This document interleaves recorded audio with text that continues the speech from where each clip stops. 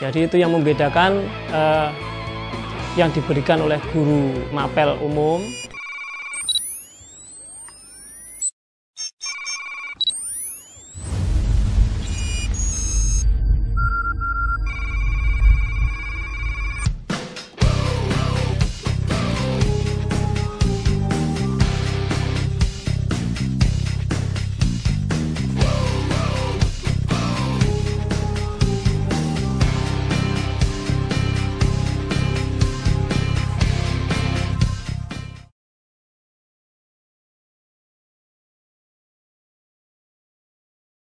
Dengan guru BK itu yang menjadi ciri khasnya guru BK di sini, ya konseling.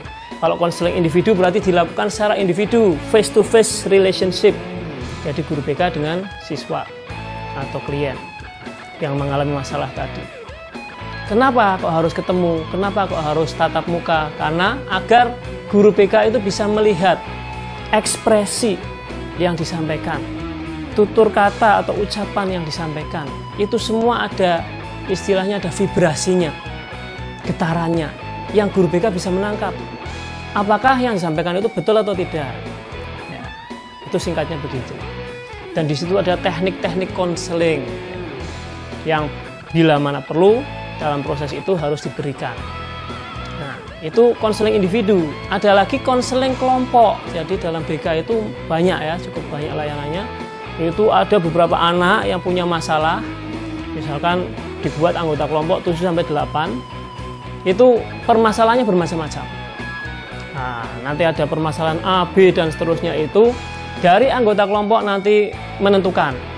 Nah, ini ada yang perlu diingat bahwa dalam konseling itu azas kerahasiaan sangat diutamakan. Nanti dalam anggota kelompok itu dijanji, disumpah, tidak akan menyampaikan, menceritakan kepada selain ya, di luar anggota kelompok. Di luar anggota kelompok tidak boleh tahu. Ya.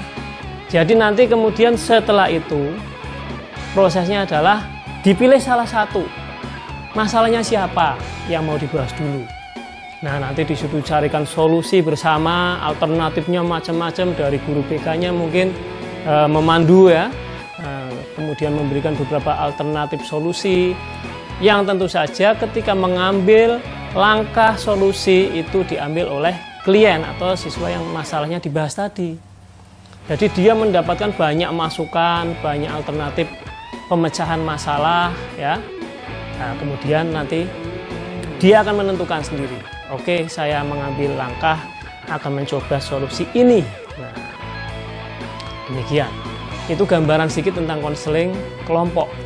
Semua tadi ya dengan asas kerahasiaan. Selain itu ada layanan berikutnya adalah layanan konsultasi. Nah, ini kalau konsultasi itu layanan yang diberikan guru BK ya, misalkan Anda ingin curhat tentang masalah apa saja yang sifatnya umum. Artinya umum itu tidak perlu proses teknik-teknik konseling. Nah, ini bedanya konsultasi dengan konseling ya. Kalau konseling itu berarti ada masalah yang spesifik, yang harus dibahas, yang harus diselesaikan dengan konseling. Ada proses konseling, ada tahap-tahapnya, ada teknik konselingnya. Lah kalau konsultasi sifatnya umum, guru mapel umum aja bisa, misalnya guru bahasa Indonesia, dia pinter ya, atau guru matematika, atau guru mapel apapun, atau wakasek kesiswaannya, atau bahkan sampai kepala sekolah, itu bisa memberikan konsultasi. Tapi ciri khas BK tadi adalah dalam proses konseling. Jadi konsultasi lebih bersifat umum. Nah, masalahnya lebih sifatnya umum. Nah, sampai pada layanan konsultasi. Kemudian ada lagi layanan mediasi. Jadi guru BK itu bisa menjadi mediator. Tapi ingat, bukan seperti dunia lain ya. Ada sebagai mediator terus dimasuki, itu bukan. Mediasi di sini adalah misalkan ada permasalahan antar siswa A dengan siswa B. Kemudian guru BK di tengah sebagai mediator untuk mendamaikan, untuk meluruskan segala permasalahan, mungkin ada salah-salah paham ya.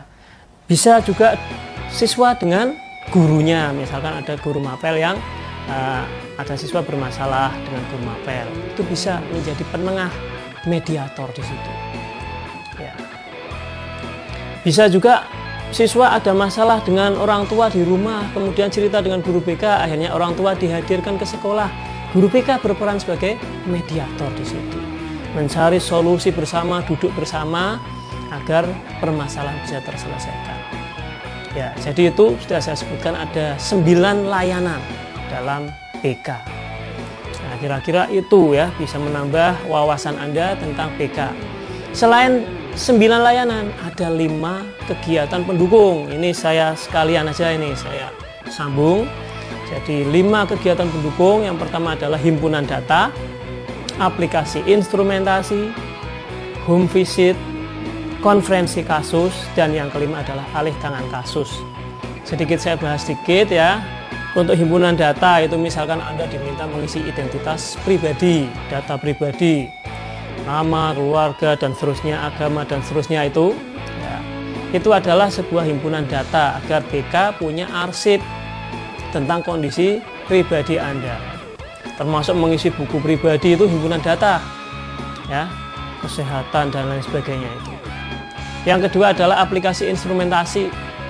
Ini untuk membantu agar guru BK mengetahui kebutuhan siswa, dianalisis melalui misalkan alat ungkap masalah atau disingkat AUM atau daftar cek masalah ya, DCM. Bisa juga dengan IKMS, itu analisis kebutuhan masalah siswa ya. IKMS ini kebetulan yang membuat adalah Bapak Andori, itu sudah pensiun, teman baik saya waktu Bintek di Semarang. Itu beliau sangat smart, TIK-nya sangat menguasai.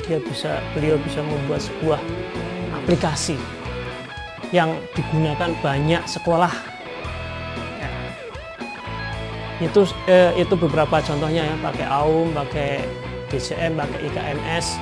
Mungkin ada yang mengembangkan lagi dari sekolah-sekolah yang sudah lebih maju pakai aplikasi sendiri, bisa. Nah, yang ketiga adalah home visit. Nah, ini home visit perlu saya jelaskan. Kadang ada guru mapel, ada siswa bermasalah, kemudian beliau tanya alamatnya mana, kemudian beliau langsung datang ke rumahnya. Itu bukan home visit, itu namanya silaturahim, dolan, nyambangi. Ya. Tapi kalau home visit itu adalah program bimbingan konseling. Kalau ada siswa bermasalah, itu ada proses yang resmi. BK ada surat tugas dari sekolah, dari kepala sekolah menugaskan untuk home visit. Biasanya guru BK disertai, ditemani dengan wali kelas misalkan atau guru mapel. Nah, kemudian mengunjungi, itu resmi. Nanti suratnya minta tanda tangan orang tua atau wali murid, sehingga itu resmi. Kalau tadi yang saya sampaikan itu silaturahim. Nah, kadang-kadang guru mapel itu tidak memahami. Saya sudah home visit, saya mau home visit. Nah, itu perlu dibedakan. Kalau program BK dalam kegiatan pendukung layanan BK itu home visit ya, sifatnya resmi. Nah, kemudian ada lagi berikutnya adalah konferensi kasus. Nah, ini biasanya kalau ada kasus yang besar, biasanya jarang terjadi ya. Alhamdulillah jarang terjadi. Untuk konferensi kasus itu melibatkan banyak pihak. Bisa dari terutama kan guru BK yang mengadakan, karena programnya guru BK ya. Nah, guru BK, wali kelas atau guru mapel yang bersangkutan. Ada juga melibatkan wakasek. Wakasek itu bisa 4-4-nya, bisa salah satu dari 4 ya. Nah, biasanya kesiswaan itu yang diikut sertakan, dan kepala sekolah. Ini membahas permasalahan atau kasus yang terjadi yang besar, sehingga nanti ketika diputuskan konferensi kasus itu merupakan hasil keputusan sekolah, bukan guru BK yang memutuskan, tapi dalam konferensi tersebut. Alhamdulillah jarang terjadi ya, karena permasalahan kasus yang terjadi di sekolah itu biasanya sifatnya umum, tidak yang bersifat sampai kriminal, itu tidak. Ya, meskipun mungkin di beberapa sekolah kadang terjadi, tapi itu sangat jarang. Ya, konferensi kasus. Yang terakhir adalah alih tangan kasus. Nah, ini juga jarang terjadi. Karena ini kasus-kasus yang sifatnya mungkin masalah gangguan mental, gangguan kejiwaan, yang bersifat neurosis maupun psikosis. Nah, ini tidak perlu tak terangkan panjang lebar ya. Kadang ada anak stres sampai meningkat depresi, sampai ya mohon maaf ada yang mungkin sampai ingin bunuh diri. Lah itu harus direferal, dialih tangan kasus ke misalkan psikolog, psikiater ya, atau pihak-pihak yang terkait dengan permasalahan klien tersebut. Nah, jadi kalau guru BK itu tidak bisa menangani atau mungkin jangkauannya terlalu luas untuk ditangani permasalahan tersebut, itu ada yang namanya referral atau alih tangan kasus. Itu contohnya seperti itu. Jadi setidaknya apa yang saya sampaikan ini bisa membuka wawasan, ini juga termasuk layanan orientasi tadi ya, agar Anda berorientasi, oh BK itu seperti itu tugasnya. Image yang selama ini terbangun mungkin image-nya masih negatif, guru BK sangar, guru BK galak. Nah, itu image yang perlu dihilangkan ya, karena guru BK bukan polisi sekolah. Ini perlu saya sampaikan, saya sering mengulang ya, mungkin dalam video saya sebelumnya juga ada. Guru BK itu bukan polisi sekolah. Polisi sekolah itu sebetulnya STP 2K itu satuan tim pelacakan dan penanggulangan ketertiban. Jadi juga ada permasalahan ketertiban, kedisiplinan. Nah, itu ada timnya namanya STP 2K.